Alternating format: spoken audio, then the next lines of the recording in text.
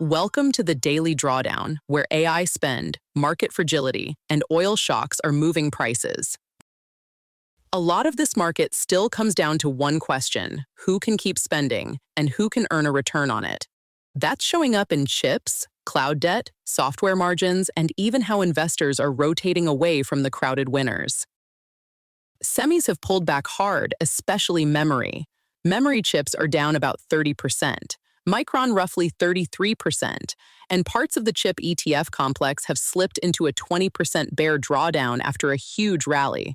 The key issue is whether the AI buildout is still demand-led or turning into another capacity story.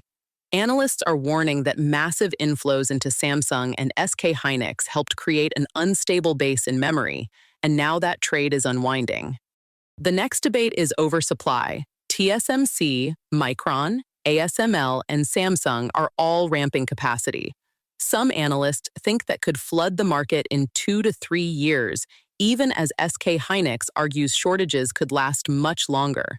What matters for stabilization is hyperscaler spending. Estimates for this year's hyperscaler AI capex have climbed from around $500 billion to $700 billion, and that spend is now the main support under the entire chain. But that support is getting expensive.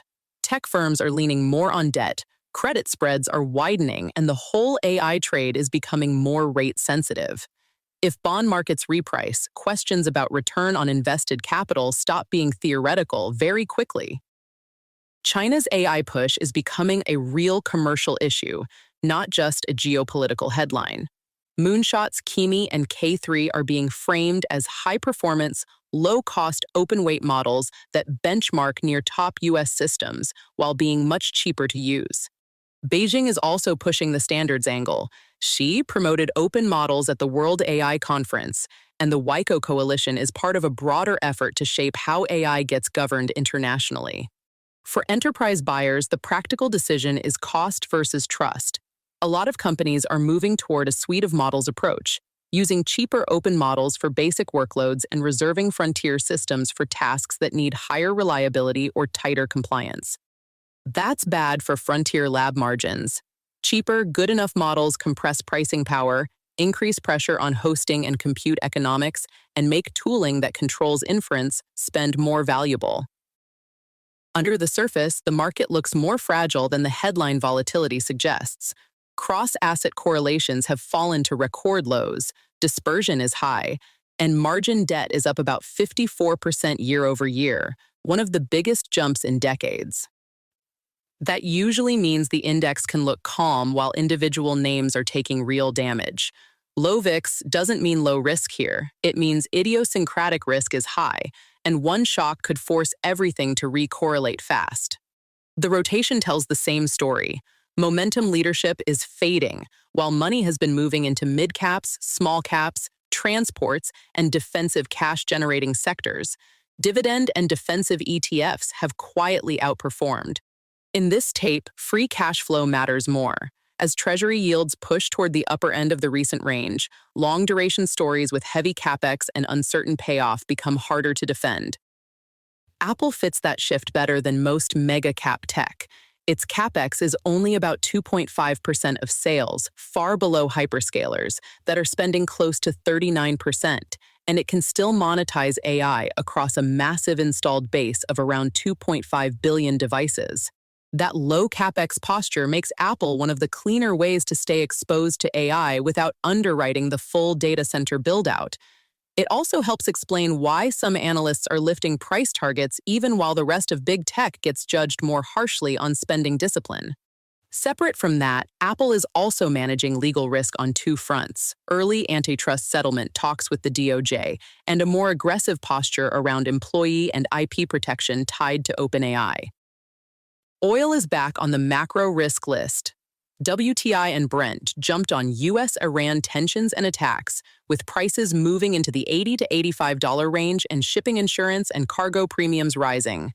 If that holds, it matters well beyond energy stocks. A sustained move higher in oil can reverse some of the recent cooling in CPI and producer prices, which feeds directly back into Fed expectations and bond yields. The market response is already moving beyond tankers.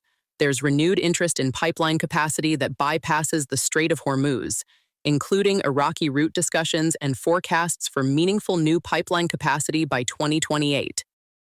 Netflix is a good reminder that revenue growth alone isn't always enough. Engagement growth in the first half was only about 2% against roughly 12% revenue growth, and later revenue numbers still triggered sharp stock pressure. Management is also changing the way it reports, with less emphasis on subscriber counts and ARPU and a slower cadence for engagement disclosure. Investors usually read that as a transparency problem until the new framework proves itself. The bull case is still there if the ad tier scales and live events improve monetization. But for now, the market is saying engagement quality matters more than headline growth. Corporate insiders sold heavily in the first half, roughly $78 billion by some counts, while insider buying stayed much smaller. That signal can be noisy, but at this scale, it adds to the sense that executives are taking money off the table. Cybersecurity still stands out as one of the more durable enterprise spend categories.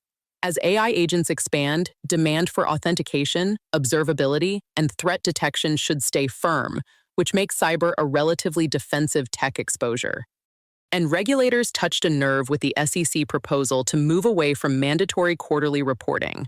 Public comments topped 200,000, with strong pushback centered on reduced transparency and a bigger information advantage for institutions. That's the brief for today. This is the daily drawdown. Stay close to capex, rates, and cash flow because the market is doing exactly that. This episode was generated by Podkey. Create your own at podkey.fm.